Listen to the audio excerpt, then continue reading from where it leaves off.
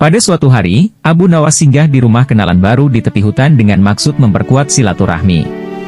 Ia seorang Yahudi.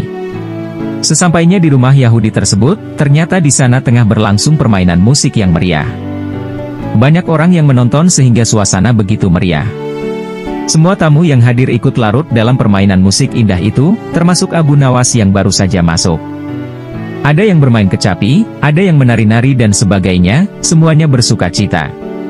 Ketika para tamu sudah lelah dan kehausan, tuan rumah menyuguhkan kopi kepada para hadirin. Masing-masing mendapat secangkir kopi, termasuk Abu Nawas. Ketika Abu Nawas hendak meminum kopi itu, ia ditampar oleh si Yahudi. Yahudi itu mengatakan agar lebih terlihat akrab karena Abu Nawas merupakan teman barunya. Namun karena sudah terlanjur larut dalam kegembiraan, Abu Nawas tidak terlalu menghiraukan. Abu Nawas kembali mengangkat cangkir kopinya untuk diteguk. Namun tidak disangka ia kembali mendapat tamparan yang begitu keras dari pemilik rumah itu, dan begitu seterusnya. Pemilik rumah tersebut hanya tersenyum saja tanpa merasa bersalah sedikit pun. Begitu juga para tamu yang hadir bukannya kasihan, malahan menertawakan Abu Nawas. Dengan perasaan marah bercampur geram, Abu Nawas pun langsung pergi meninggalkan mereka tanpa berkata sepatah kata pun. Abu Nawas terus berjalan menuju rumahnya, dalam hati ia bergumam, jahat benar perangai Yahudi itu, main tampar seenaknya saja. Kelakuan seperti itu tidak boleh dibiarkan berlangsung di Baghdad. Aku harus mencari cara menghentikan Yahudi tersebut, gumamnya dalam hati. Oh ya, aku ada akal, gumam Abu Nawas selanjutnya. Keesokan harinya, Abu Nawas menghadap Baginda Raja di istana. Ampun Baginda, hamba mendengar di negeri ini ada suatu permainan yang belum pernah hamba kenal, permainan itu sangat aneh. Lapor Abu Nawas. Di mana tempatnya? Tanya Baginda. Di tepi hutan sana Baginda. Kata Abu Nawas. Mari kita lihat. Ajak Baginda. Nanti malam saja kita pergi Baginda.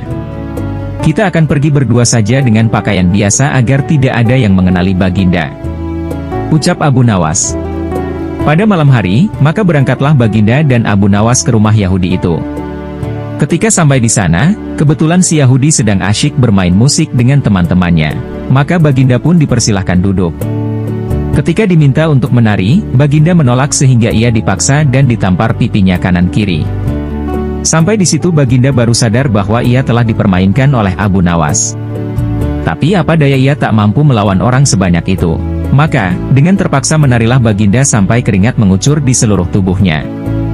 Setelah merasa sangat lelah dan kehausan barulah dibagikan kopi kepada semua tamu, dan melihat hal itu, Abu Nawas meminta izin untuk keluar ruangan dengan alasan akan pergi ke kamar mandi untuk kencing. Biar Baginda merasakan sendiri peristiwa itu, karena salahnya sendiri tidak pernah mengetahui keadaan rakyatnya dan hanya percaya kepada laporan para menteri. Pikir Abu Nawas dalam hati sembari meluncur pulang ke rumahnya. Tatkala hendak mengangkat cangkir kopi ke mulutnya, Baginda ditampar oleh si Yahudi itu. Ketika ia hendak mengangkat cangkir kopinya lagi, ia pun terkena tamparan lagi begitu seterusnya hingga Baginda merasakan sangat kesakitan dan mukanya menjadi lembam memerah, sementara tamu lainnya terus menertawainya.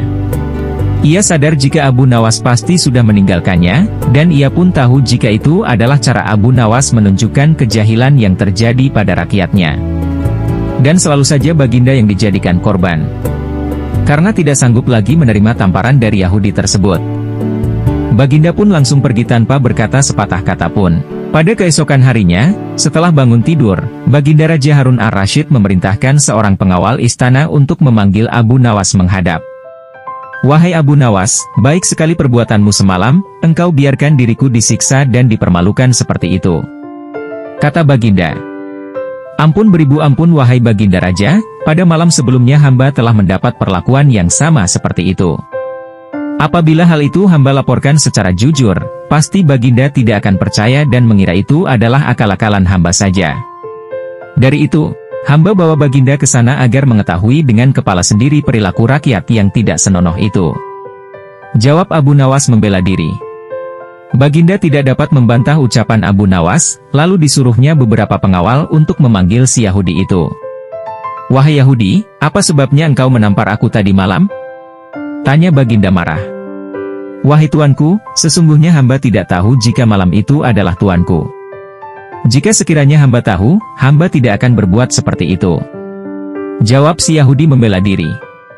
Apa daya, pembelaan Yahudi tidak disetujui oleh Baginda. Karena menampar orang termasuk perbuatan menyiksa dengan kejam dan Baginda harus mengambil tindakan tegas karenanya. "Sekarang terimalah pembalasanku," kata Baginda. "Ampunilah hamba, tuanku," ucap si Yahudi.